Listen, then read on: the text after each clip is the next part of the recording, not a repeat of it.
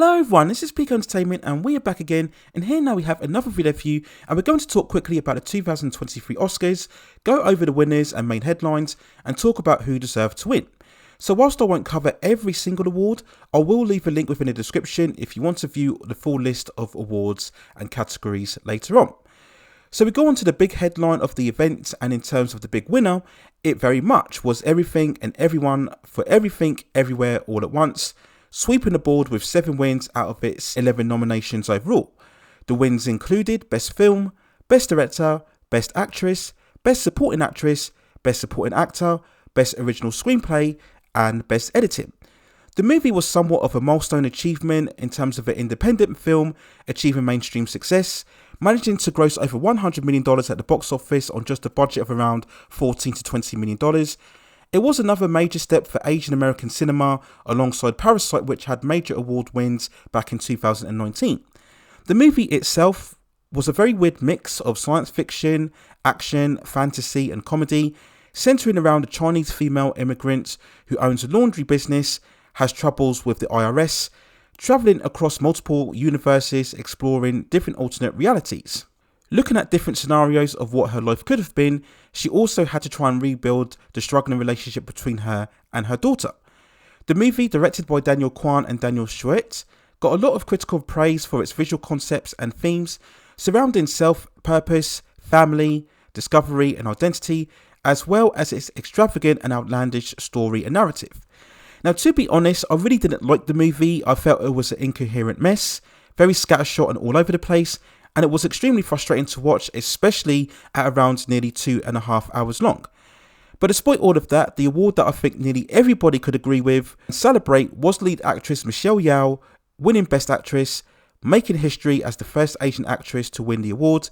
And yes, I think overall it was well deserved, as she was genuinely great in the film, easily the best performance, and also very fitting as she's very much a legacy actress to many movie fans in terms of her overall career, especially her involvement in action cinema.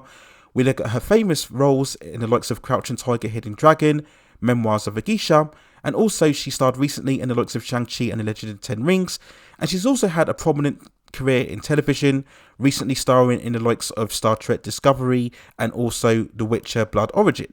So I don't really have any complaints about Michelle winning, and overall I think it was well deserved. It was also a very pleasing moment to see Ke Huy Quan win Best Supporting Actor. Of course, we all know him from his iconic role as Short Round in Indiana Jones and the Temple of Doom, one of my most favourite films ever. And his return to prominence with his nomination brought all of the nostalgic feelings back during his campaign with the award, featuring several appearances with Harrison Ford, who of course played Indiana Jones, and Steven Spielberg, who of course directed the movie. And to be honest, it was something of a scripted moment, having Harrison Ford reunite with him as he presented the Best Film category. Very great to see them embracing on the stage together, again evoking memories of the relationship that we saw within the movie itself. It was also good to see Jamie Lee Curtis win the award for Best Supporting Actress. Now we know her of course from the Halloween movies and also the likes of Trading Places and True Lies and Blue Steel. And of course her winning meant that Angela Bassett was denied yet again, this time for her role as Queen Ramonda in Black Panther Wakanda Forever. And I did state previously that whilst I felt she performed really well in the film, I wasn't as convinced that her performance was really Oscar worthy. I still stand by my statement that she should have received much more of a long-time honorary Oscar for a career achievement, very similar to what Samuel L. Jackson received last year. Now, it was also a major comeback moment for Brendan Fraser, taking the Best Actor prize for his performance in The Whale. Many fans and critics were pleased to see his re-emergence after spending so long in the wilderness away from cinemas. We of course know him primarily from the Mummy movies. And it was great to see him so emotionally elated in many ways for receiving his overall award. Now, in terms of winners, the only other real big win was for All Quiet on the Western Front. The World War I drama overall came away with 4 awards, including the likes of Best Cinematography, Best Production Design, Best Original Score, and International Feature. Now, overall, I was very mixed on the movie. In terms of the war and combat scenes, it did very well.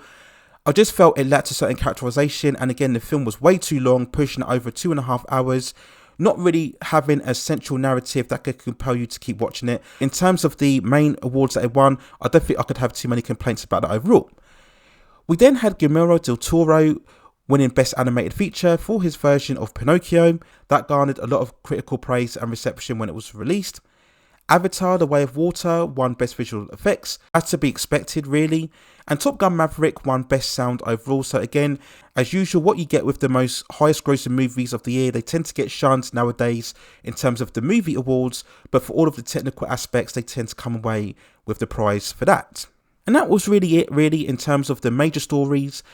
I think in many ways it was much more muted as opposed to the controversial events that what we had from last year.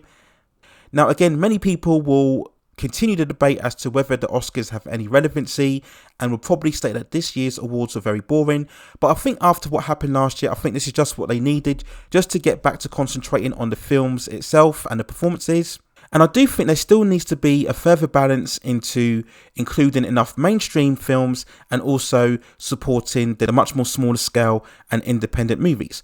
So overall, whilst I don't believe that Everywhere, Everything, All at Once deserved Best Oscar for Best Movie, I think it was very good to see Michelle Yeoh finally win her award and also to see Ke Huy Quan also collect his prize as well. So I think there was enough satisfaction here for fans in terms of this overall year's ceremony. So those are my overall thoughts and feelings on the Oscars 2023 over the major winners. Let me know what you think in the comments below. Who did you think deserved to win? Do you think there was any controversial snubbing? Do you think Angela Bassett should have come away with the major award? Or do you think it was right that Jamie Lee Curtis deserved to win? And do you think that Michelle Yeoh, it was the right time to finally win her role for Best Actress? Let me know what you think in the comments below. And if you have any further suggestions regarding any other movies, television series, or any other topics within the pop culture scene that you'd like to see me cover, then also let me know within the comments and I will see if I can provide further commentary for you on those topics within the future. Please also hit and like the subscription and notification buttons so I can provide you with more high quality content like this in the future. But that's it for now. Take care of yourselves and I will see you very, very soon.